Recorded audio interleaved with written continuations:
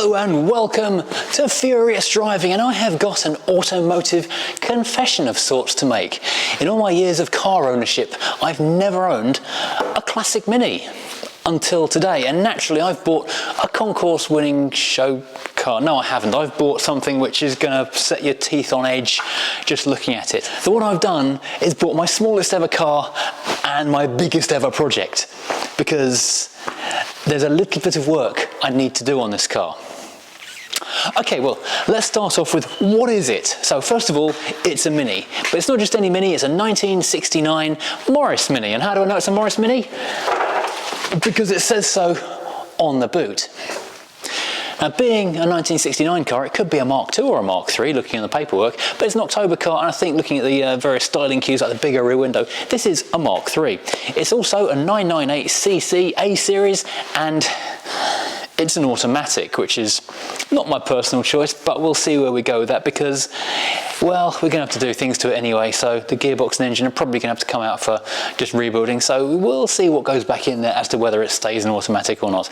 And originality-wise, it would be nice to keep it original. I'm sure that would certainly help the value of the car, but in terms of a fun Mini to drive, having a manual in it would be a big improvement. Now, you may be asking yourself, is this the rare three-wheel version with a single wheel in the back? No. What happened was, back in the 1990s, this was involved in a minor accident, and so the owner started taking it to pieces and then found a bit of rust, and then it went in to be restored in his garage at home. The subframes came off, lots of things came out. There are a lot of new panels in the car, but that was 20 years ago, and the rear subframe is currently upstairs here in the barn, not underneath the car. So the car is thankfully on these very useful dollies, which means we can actually move the thing around to keep it out of the way and look at it and see what we've done. It's had metalwork sanded back, it's had dents filled in. This door, I believe, has come off and been put back, but that hinge needs to be adjusted because it doesn't actually shut at the moment, hence the very useful bungee cord down there. This corner here has had a plate welded in, a repair panel. The opposite corner does need a repair panel cutting in. At the back, there are a couple of small holes that need plating. You can buy repair panels so easily. Obviously, the entire car needs sanding down, repainting a lot. And inside, well, I'll show you the inside in a second. The engine, well, round when parked, as they say. So here it is, the 998cc A-Series engine, which has got the automatic gearbox down there, a lot of wood screws and things, because there was a bunch of wood screws on the roof of the car in cardboard boxes that had basically rotted out over time, and so the entire car is humorously littered with interesting wood screws and things. So there's a fair bit of cleaning up to do. Yeah, this car, I kind of imagine, would start up quite easily. It's got oil in it still after all these years. It needs a battery, obviously. I'll show you the boot in a moment. But yeah, a little single SU carburetor. The A-Series is such a tiny engine. This is ridiculous. 998cc's. My Crown Victoria 4.6 V8. This is less than a quarter of the engine size of the Crown Vic. This is insane. Looking down the driver's side, we've got paint picking off, so we're going to have to obviously do all that sanding again. The tyres, a little out of date. External hinges, these line up a bit better on this side. These doors look so dangerous for passers-by. You'll notice we've got the sliding side windows. How cool is that? You can also see that it's a bit cracking down here, so I'm suspecting there is some filler work down here which I'll need to sand out and get rid of and redo. Basically what I'm going to have to do, because the work was done a long time ago, and then the car has sat ever since, we now have a lot of bare metal, which looks terrifying, but I think I'll be able to wire brush and then paint back to a solid finish. And we were able to jack the car up. I mean, let me just show you a few moments of getting this on the truck from yesterday, because this was a bit hair-raising, getting a three-wheel Mini onto a tow truck. Right, do you know what I just said about this being quite solid? It's not quite solid. It's a lot less solid than I thought it was. That was hiding behind big sheets of underseal which are falling off. Okay, so this might mean a minor re-evaluation of how much work I have to do.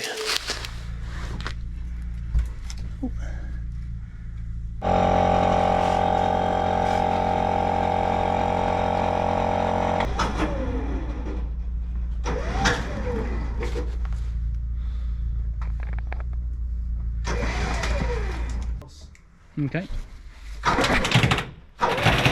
All going through the wood.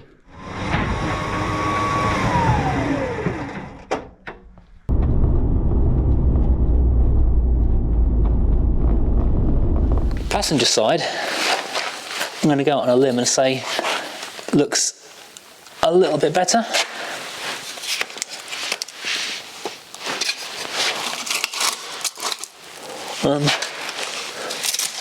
My main tool fixing this car might actually be a broom. Yeah, that's not brilliant, but you know, at least that side is more solid. But yeah, wire brush, oh no, cold light of day. It's another little perforation there. I might be doing more floor welding on this car after all. Oh, okay.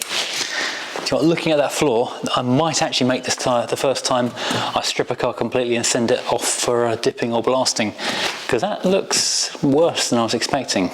Let's not dwell on the bad bits, let's look at the interior. Authentic original 1990s alarm system. The car was, I think, last on the road in 1998. So we have got the original style doors with the sliding windows, this panel which is basically backing onto the outer skin of the car, the simple little lift up door handle, or pull down door handle I should say, and a big door bin because that's a good use of space.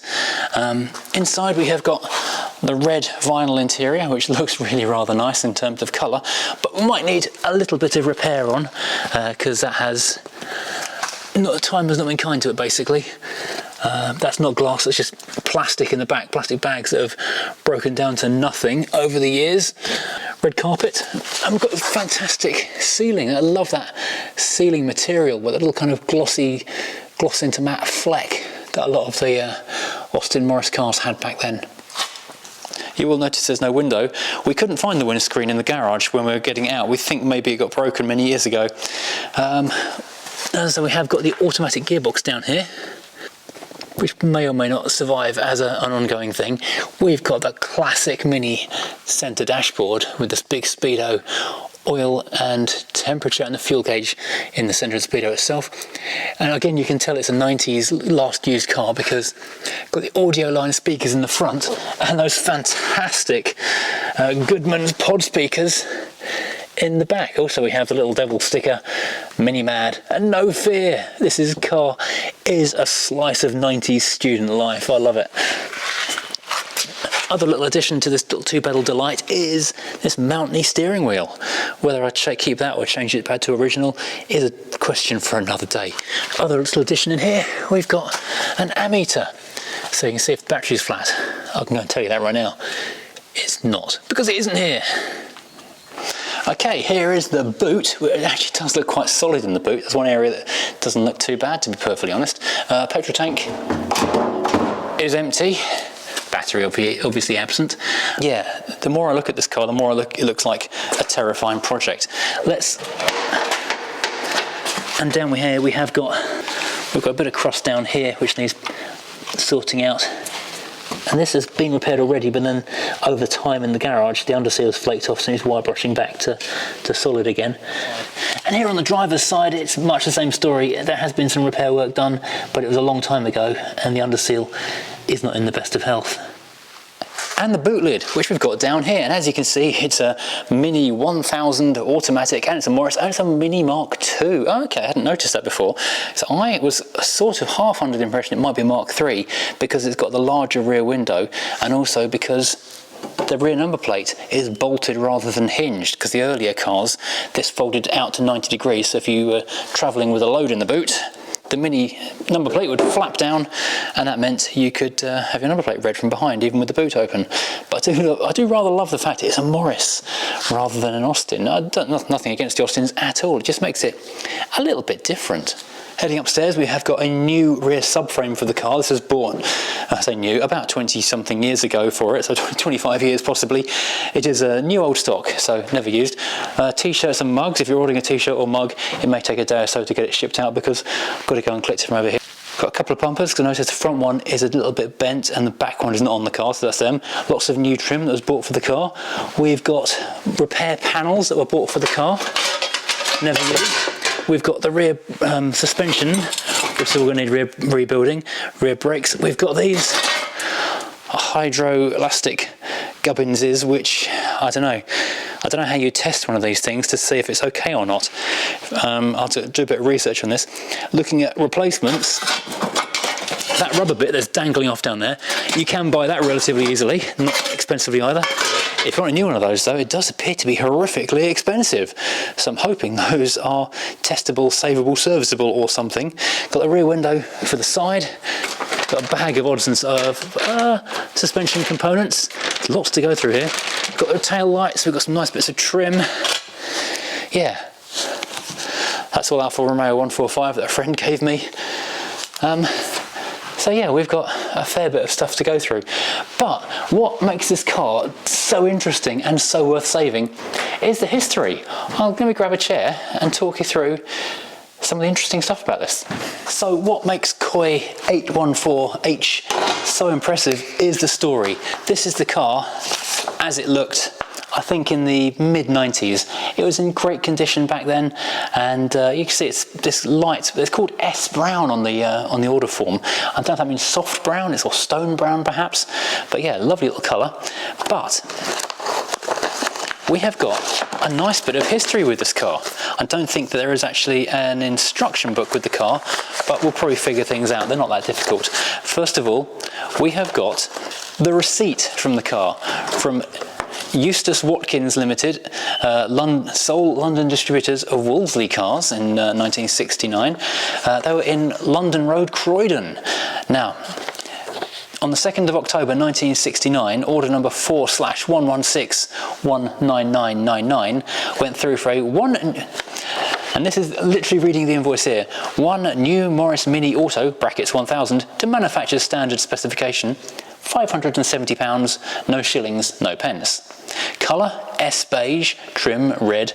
Purchase tax, £176, 9 shillings and twopence.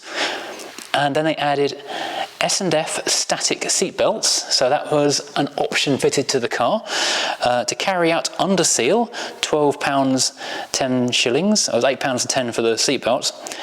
S&F to knock back wing mirrors, which are sadly no longer on the car, we wish they were.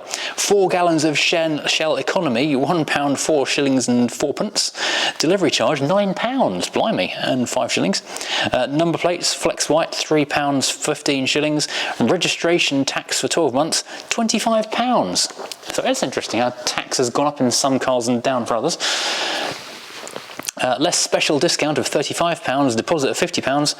They had to pay £725 to drive away with this new car. And here we have a receipt for £50 for the deposit from Eustace Watkins. Fantastic. Then we have the correspondence with the garage. I've got a couple of letters from the dealership. This is the receipt for the payment. I herewith enclose our official receipt for £725, 8 shillings and 6 pence, and take this opportunity of thanking you once again for your most valued order. I hope you'll have many happy miles of trouble-free motoring, and that you will favour me with further business in the near future. And I can say the family actually did, because this was the wife's car, and the husband went back for an MG 1300 about a year later. And a final letter from the garage. May I, on behalf of the company, express our pleasure that you have joined our large circle of clients by the purchase of your new Morris Mini automatic saloon. I hope you'll have many thousands of miles of happy and carefree motoring. As you know, Eustace Watkins are part of the nationwide Henley organisation, the leading motor trading concern in this country, and it is our constant aim to satisfy our customers at all times. We trust you will take advantage of your service facilities if and when the need arises. I will be at your entire disposal to discuss any problems you may have with the car, and the whole of our resources will be behind me to ensure your satisfaction. Signed, F.H. Radford, the sales manager. And this is a hand-typed letter, I guess the typing pool in the office, and hand-signed by Mr. Radford himself, with a lovely kind of embossed shininess on the top. And Eustace Watkins were Wolseley, Van den Plas, Daimler, MG, Morris and Riley dealers. Not Austin, I noticed. That's interesting.